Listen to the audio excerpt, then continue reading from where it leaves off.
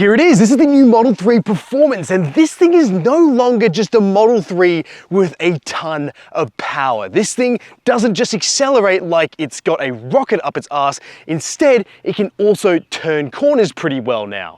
Now, Tesla could have just thrown a bunch of power at the new Model 3 and call it a day, but instead, they've gone ahead and upgraded parts like the suspension, the wheels and tires, and also the brakes to make sure this thing handles a lot better than a regular Model 3 as well. Now, I've already done a deep dive on the new Model 3, so I'm not going to go through every single feature that the new Model 3 has. Instead, I'm going to focus on why you would spend more money on a Tesla Model 3 Performance, especially if the base car is already a killer deal and has 90% of the features that this car has. So what's changed on the outside? We get new front and rear bumpers, we get these 20-inch wheels, but we have a staggered tire setup, meaning that the rear tires are fatter than the front ones, which is good for handling. We also get adaptive dampers, which have two modes. They have a comfort mode and they have a sport mode. So that's a big change compared to the previous Tesla Model 3. But the biggest news for this car here is its price tag, because it is priced from under $90,000 here in Australia, which makes it an absolute performance bargain, whether you like the fact it's electric or not. This thing produces 343 kilowatts and 741 newton meters of torque, and can hit 0 to 100 kilometers an hour in a claimed 3.1 seconds, according to Tesla. It has an all-wheel drive setup and it's pretty luxurious, which is a really hard value proposition to beat in today's market. Now, unless you spot this carbon wing here at the back, which is actually held on quite well if you're worried about build quality, and you don't know that the Performance wears these specific wheels, well, you have a little plaid badge here at the back like you'd find on a Tesla Model S Plaid. But instead of this car being called the Plaid, it's called the Tesla Model 3 Performance, even though it gets a plaid badge on the back. So Tesla claims you can get around 528 kilometers of WLTP range from this 75 kilowatt hour battery that's on board. This battery is also able to be preconditioned, meaning you can get a faster charge from a Tesla supercharger, for example, and those Tesla superchargers are really easy to use. So if you want the easiest to live with electric car, it's still a Tesla because it has access to the full Tesla supercharging network, which is arguably the best network in Australia at the moment because it's really reliable and usually has lots of stalls available, so you're not waiting around for a long time. Now, I saw an indicated range of around 450 kilometers of real indicated range according to the car, and the car does a good job of keeping true to that. Now, disappointingly, that this car doesn't have any vehicle to load features like MG and also Hyundai and Kia have, meaning you can't use the battery on board to power external devices, and there's no AC plugs on board to make the use of extra power that an electric car like this can provide. And a charge from 10 to 80% should take just under 30 minutes with this car because it can charge at a rate of up to 250 kilowatts, which is a good amount of power when you're out on the road. On the inside, this car is virtually the same as a normal Tesla Model 3. So why would you upgrade? Well, you get these nice performance seats, which don't just look fantastic, they have a very nice plaid logo on them, and they are two-piece design. They're more of a bucket seat, and they're also ventilated too. And these are just supremely comfortable for day-to-day driving, and also give you extra support when you want to use the extra grip and power that this car can supply. Now, the only thing that's changed on the inside compared to a normal Tesla Model 3, which already has an excellent interior, is the fact that we get a carbon fiber trim piece here on the dashboard. That's it. But here in the screen, you're going to get some extra controls. So if we go to dynamics, we have 3 different drive modes. We have chill, standard, and insane mode. We also have our ride and handling, which allows us to control the stiffness of our ride. So we have standard ride and a sporty ride. We also have steering wheel weights as well. So we have light, standard, and heavy. And then the most important thing here is this track mode. So we have these different presets here which allow us to be able to control things like the handling balance. So you can go here and have more understeer or oversteer, which is pretty cool. You can also reduce the amount of stability assist you want as well. And you can adjust how much regen braking you want as well. So you can have 0 or you can have a whole bunch. And then of course you have this post-drive cooling, which allows you to cool your powertrain between laps when you're away from your car, so your car doesn't overheat. And you can also save your dash cam for laps as well. So this is this extra bit of performance pages that we're getting for the Tesla Model 3 Performance, and this makes a huge difference for being able to have a drift mode, or you can have a race mode, for example. And so this is an awesome thing to exploit the handling and power of this car. So I've already shown you the screen in another video, so we just want to know what insane mode does. So of course we have to see what insane mode feels like first from a standstill. So 3, 2, 1, and oh yeah. Oh, yep.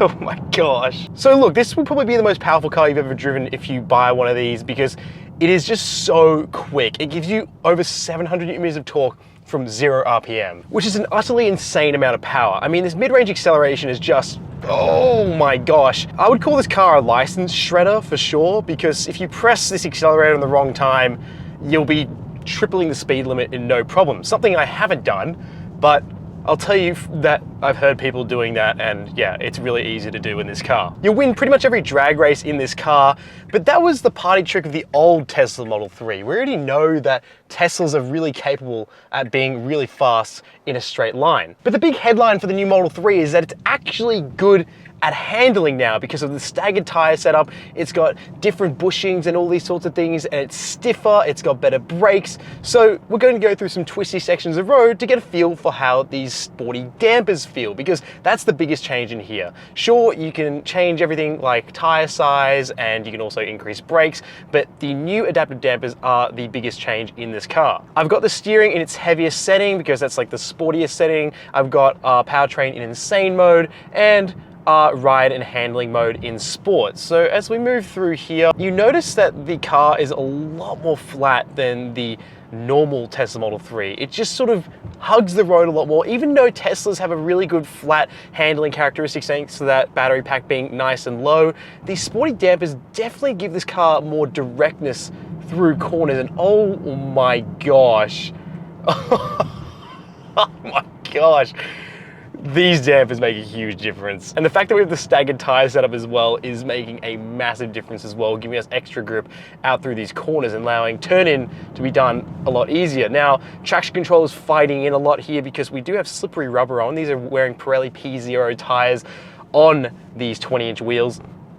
And I am finding that in this wet weather, it is struggling for grip to put down all that power, but it's doing a pretty good job at still creating a really dynamic ride. I mean, the problem is that our speed limits just aren't fast enough for a car like this. So I do see the Tesla Model 3 Performance as an awesome daily driver. It's super comfortable, it's super quiet, and you know, everything that the base model was, although it does have the upgraded speaker system in here and these nicer seats, which do a really good job of gripping you into this car. Unless you're taking this to the track, you're not going to be able to exploit all the amazing improvements to this car. I think it's really nice to drive now, and it's really fun to actually corner in this thing, and it has just a better sense of connection to the road. Even though the steering feel is still very numb, you can really feel what's going on underneath you. And the upgraded brakes definitely feel like they anchor hard, but this car still weighs 1.8 tons, so it's not exactly a featherweight when it comes to braking. And unfortunately, the Tesla Model 3 Performance just turns into a normal Tesla when you're just driving it, which is great. So you can have it in chill mode, and you can carry around people, and no one's gonna know that this thing is an absolute monster when it comes to acceleration. And most of my friends have enjoyed me driving around in chill modes because they don't want to get car sick with me accelerating like an absolute maniac in this thing. And so if you're going to be driving this in day-to-day traffic for most of your time, it's probably not worth spending the extra money as much as I would like to say I would.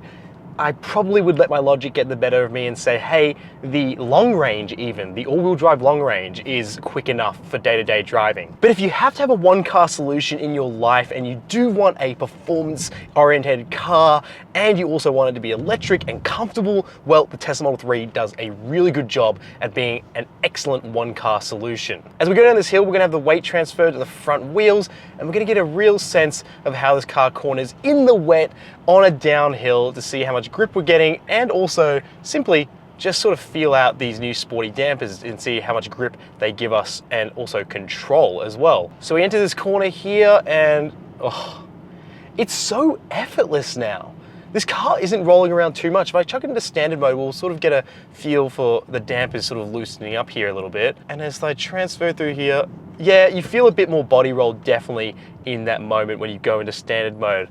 And then sport just sort of, it doesn't make the ride unbearable. That's what I really like about the sport mode, is that if you're riding around sport mode, you're not really gonna notice it unless you start cornering. Now, my only criticism is that the standard mode is still relatively stiff. It's pretty comfortable for an electric sedan, but it's not as comfortable as, say, like the new Volvo EX30, which I found have a very impressive ride. As we jump back into sport, you definitely feel this car just sit back onto those dampers and just grip and turn, it's a really nice feeling. And so, oh my gosh. Now, my only real complaint in this car is the build quality, which sucks because I haven't really pointed out build quality on Tesla before, because I found all the test cars that I've gotten, whether they've been, you know, tweaked to make sure that they have a better build quality than others, they've been really good. So on paper, the Teslas that I've tested have been really nice, but this one's had some rattles in the dashboard and some rattles behind me, and they're not consistent, which is good, so it's not annoying me all the time, but it's just like, come on, like, can we get past the build quality stereotype, please? Because if those build quality issues are sorted, then this car is pretty much perfect for everything that you need from an electric performance car. Don't get me wrong, I know this is an electric car and it's not going to suit everyone's lifestyle and needs, because some people want to go on road trips or don't want to live with the fact that they have to change their behavior to learn to live with an electric car. But here's the thing, this, regardless of the fact it's powered by electricity, is a performance bargain. If this thing had all this power, technology, and features, and it ran on petrol, people would be running out to buy this thing because it is just so good as a performance car. But of course, it lacks a little bit of engagement. It doesn't have any gear shifts, it doesn't have any noise, so for some people, that might take away from the performance car experience. But if you're focused on just having the fastest possible car for your money, it's really hard to beat this.